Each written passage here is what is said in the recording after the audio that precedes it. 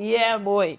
All right, what are we going to talk about today? We're going to talk about this, my DJI Mini 3 Pro. I've been using this thing for 1 year. No reviews needed. This is an amazing drone. I love it. It saved me in so many situations.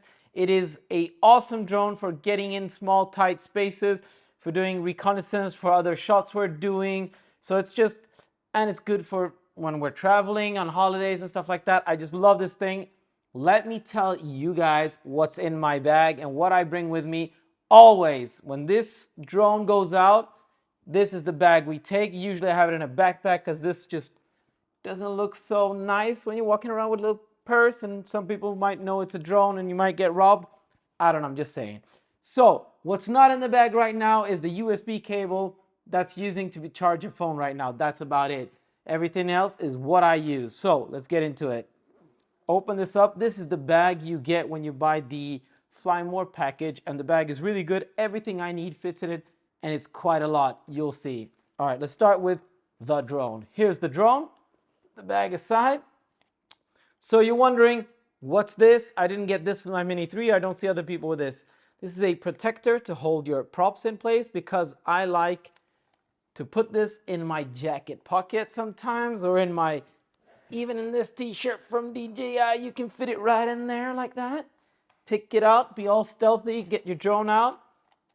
There you go. Take that off.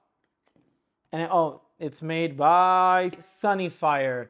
Do I recommend it? Yes, a lot. I made a 3D printed one, but this is so much better. I got that almost immediately because the 3D printed one was crap. All right, what else? Got my name underneath with the tags that I need to legally fly in Europe, and my phone number should somebody find it because it fell somewhere. Let's hope that never happens. All right, then as for memory cards, I was using SanDisk for a lot of years, but I got a couple of fake ones off Amazon, and now I'm using the Samsung Pro 128. I got a couple of these. Always get a couple so you have backups, and not only, if you do a nice shot and you say, well, I could lose the drone in the next flight, swap the SD cards, at least you have the footage. That's a nice tip for you guys. Other than that, I can say how much I love this drone, all the features it does. There's a gazillion people on YouTube talking about this drone and how good it is. And I agree with everybody. The only thing that I don't like is the bottom sensor cannot be turned off. And as for the lights, I've actually ripped that light out. But yeah, you can put tape over them if you want. So enough about the drone. It flies amazing. I love it. Next item in my bag is this remote.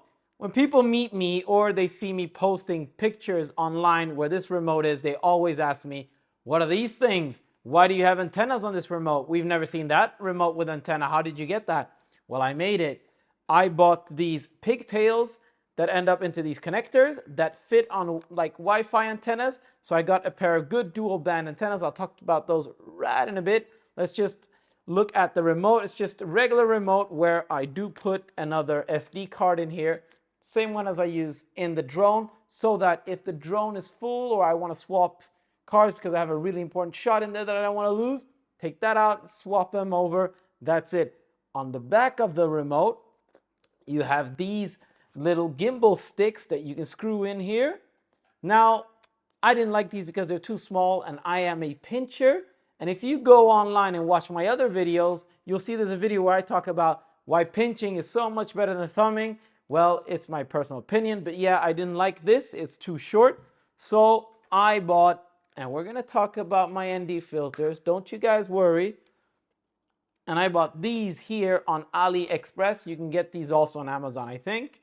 Anyways, they are just longer sticks, and not only are they longer, you can control how much you want them to be in height. So that way I have much more resolution and my shots are smoother. So when people ask me, how do you get so smooth shots going around and circling and orbiting? Yeah, it's a lot of, practice, but it's also these sticks. I mean, look at the resolution. These are like immediate, and you have so much more space to move around. All right, I know you guys want to talk about the antennas, so let's do that. Here they are. Here are the antennas. These are just regular antennas I got off on a Wi-Fi router. I bought them online. I bought a couple of them actually online because a lot of them were really crap. These worked out fine. Can't remember which one it is. If I find the link, I'll post it in the comments. Otherwise, There's probably somebody who can post in the comments which ones are the best. So these are the ones that worked out the best for me. My remote is in CE mode because I am flying in Europe. And with these antennas, I got at least 4 times more distance line of sight. But what was more interesting for me was when I was behind stuff, and that's where I was always failing out. And this helped a lot. When I'm flying, I usually have them in this position. And when I'm flying above myself, I will have them in this position like that for optimal performance when the drone is above me. And it's worked fine. Since I've been doing this for many years, I've learned a couple of things about antennas. And this hack is one of the best. This is the absolute best thing I did for this Mini 3.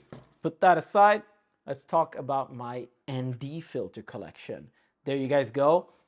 When the Mini 3 came out, there weren't any ND filters available to purchase. They were all sold out.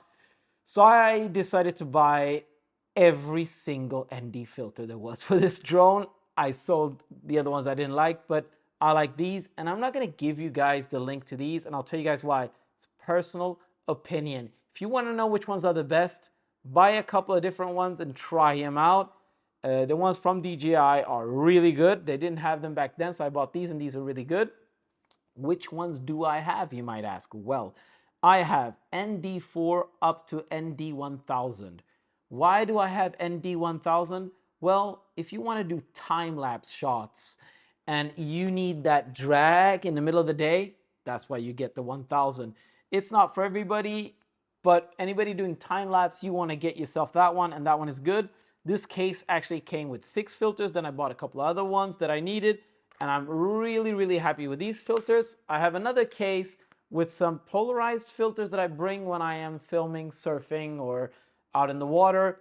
Not too impressed with it, but it does the difference, and well, yeah, that's good enough for me. What more do I got in here? Woo! Batteries for days, and we'll talk about the big battery, don't worry. So I got this case here. It's got 3 batteries in here. Got 1 battery in the drone and the extra battery. So this charger here, it's great. It's only one disappointing thing about it. It only charges 1 battery at a time, which is pretty bad. If I connect my MacBook charger to this, and these are almost at all 20%, takes me about an hour and a half, an hour and 45 minutes to charge all 3, which for me is fine. Sometimes I charge it in the car. I have a big power bank, plug that in. By the time I get to wherever I'm going, I'm already being able to fly non-stop. With these batteries I can plug them into the charger to be flying, charging, flying, non-stop flying. Also, this doubles as a power bank, has saved me once, which is really cool. I wish they made one that charges all 3 at the same time and had SD card slots here so you could save some SD cards. Peter Lindgren, I'm talking to you. Maybe you should make one of those as well. All right, you guys want to know about the big battery and how good it is? It is good. It makes a drone over 249 grams. Most of the times when I'm flying under the rules of a heavier drone. So for me, that's fine. I get 40 to 42 minute flight time out of this. No bullshit. Really, this is amazing. I like this battery a lot.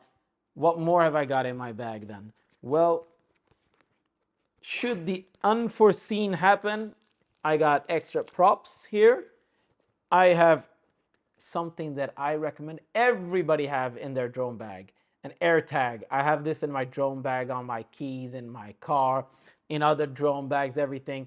I put AirTags in everything so I know where they are if I need to find them. And if somebody walks away with my stuff, I can see where it went. And what's inside this little box?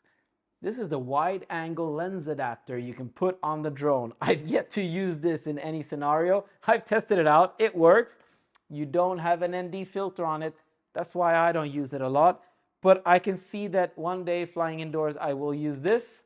Now that I know how to make the drone not use the bottom sensors, I might make a video about that. This could come in really handy.